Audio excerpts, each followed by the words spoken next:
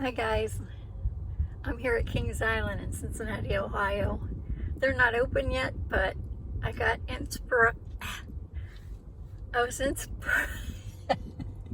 cut.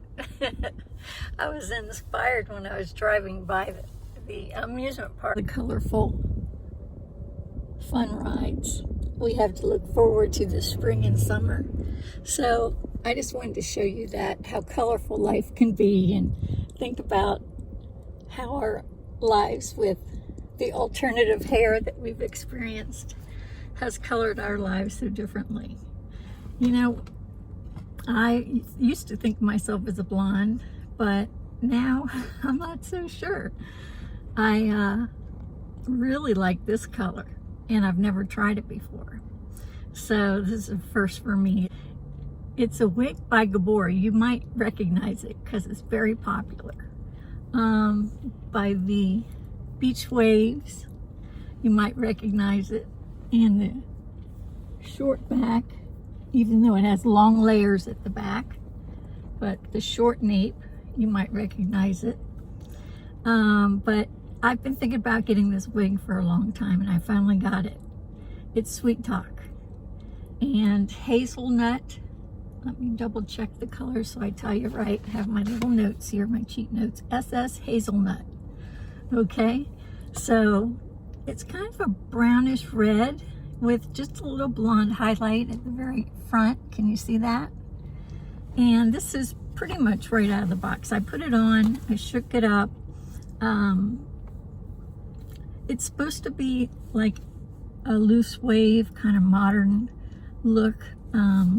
Synthetic wig, so it is not human hair, although it feels like it.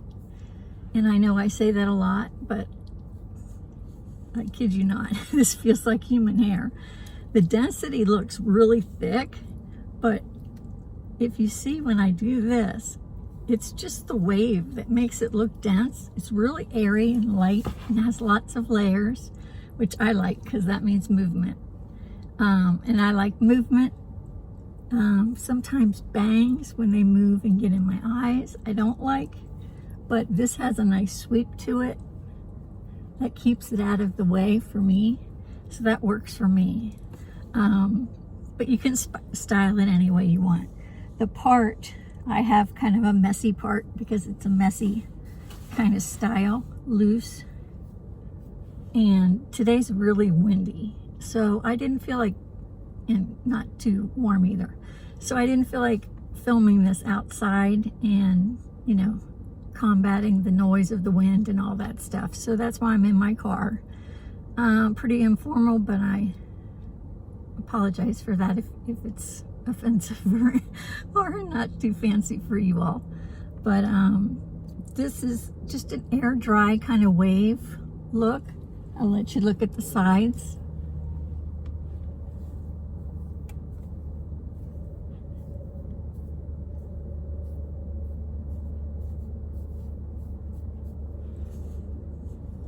Okay, and I tucked the very front of it behind my ear because it comes really low, the front does, for people who like that profile. But for me, it kind of drags me down, I feel. I don't know, maybe I'm self-conscious about it, but just to be on the safe side, I just tucked it and it just blend right in. On both sides, I did that. But when it's right out of the box, sometimes you have to mess with this part right here until you find where you want it for yourself, okay? Because at first it'll cross over and do weird things and look ridiculous. And, you know, whoops, I don't have my wig grip on, so it moved. But once you get it where you want it, where it feels right, and a lot of times it kind of tells you where it wants to go more or less. And you just use your fingers to separate the curls. You got it made, okay? And if there's some wild hairs that are sticking out, which there was over here, I don't know where it went to since I put it on, but I brought the spray that I was gonna fix it with. Whoops, sorry about my hand there. Oh, here's one sticking out there. But see, that doesn't bother me. I like that springy look. Some people might not like that look, so this wig might not be for them if they're looking for a structured bob or more structured curls. And I've heard that each one of these wigs in the Sweet Talk kind of comes differently. The curl, each pattern of curl is a little different in each one that they send. So if you see it on other people, just know that you're going to have something a little much of a variant from that, but basic cut will be the same. I'll hold that up for you. Tresemme. It's just a holding spray. And you would just spray it on whichever you wanted to set down and kind of push it back in. But I just wanted you to kind of correlate the idea of the amusement park with what we have to go through and what we get to go through when we have alopecia or a new challenge in our life that gives us what we think is a real setback by losing our hair or having thinning hair. But there's always two sides to the story, you know. You also get the luxury of modern wigs. I know it doesn't take all the problems away if you're battling illness, of course. That is tragic, and it's a mountain to climb. But I just don't want you to think because you have thinning hair or losing your hair or are bald, have alopecia. I mean, there's many conditions, menopause, that make thinning hair for women. I don't want you to think that it's a depressing, terrible, non-remedied situation that women haven't been through before. I was diagnosed with alopecia many years ago, so I mean, I still get new wigs and purchase them all myself. And this one, in fact, I got it on eBay for $100 shipped out, $100 total. So I saved about $50 some, and it was in a Gabor box, so still had tags. So I felt really good about that. And so there's all kinds of ways you can purchase your wigs, but online seems scary compared to going to a salon. But in my viewpoint, if they have a good return policy, I think you're better off doing it online, because you can research things, go on YouTube, see what other girls have done. Just put in the style, the manufacturer, and chances are you'll see a few videos of that style before you even decide to buy it. Read the reviews, look at the weight of the wig.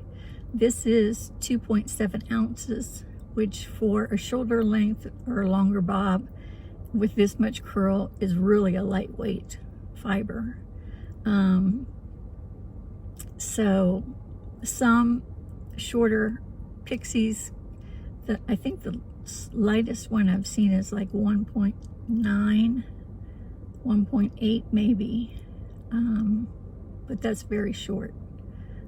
And anyway, just to give you an idea. And then those shoulder length styles usually are in the 3s to 4 ounce. And I know all of this is a big blur to you if you're new to wigs, and it is to everyone, you know. But the cap construction, you know, people think you have to know everything about cap construction and permatease and all these terms. Just trial and error. There's no mistakes. It's just fun to learn and try new things. And just as colorful as those slides are at the water park, that's all the options you're going to have when you look at these alternative wigs, okay?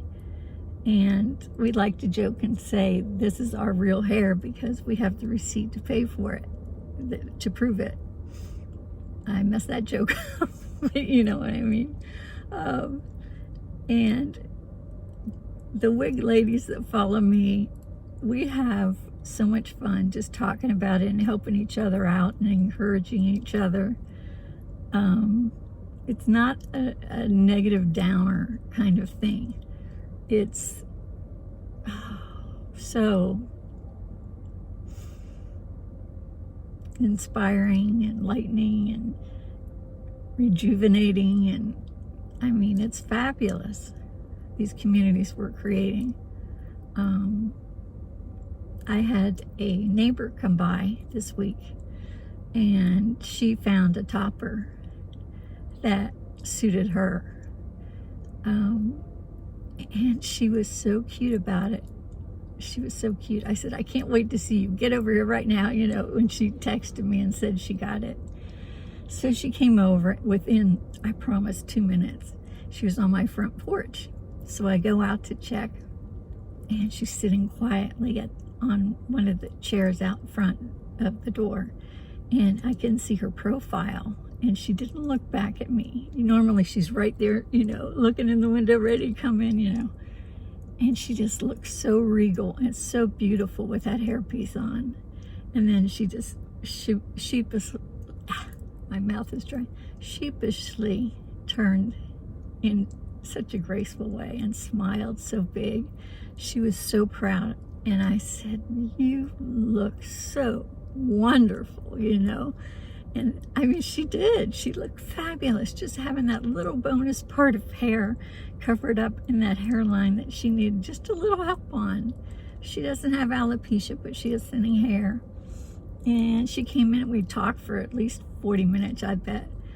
I want to know everything. Where she found it, who she talked to, what she hear, what did she learn, how's it wear, how many combs are in it to attach it, what shades are available, what she's thinking of next, is she going to alter anything, how's she going to blend in her bio hair. There's just, I don't know, it just brings you together and you celebrate each other's triumphs, you know. And I know it sounds trite, but because it's just synthetic hair attached to a net, basically. But how it transforms your life and your image of yourself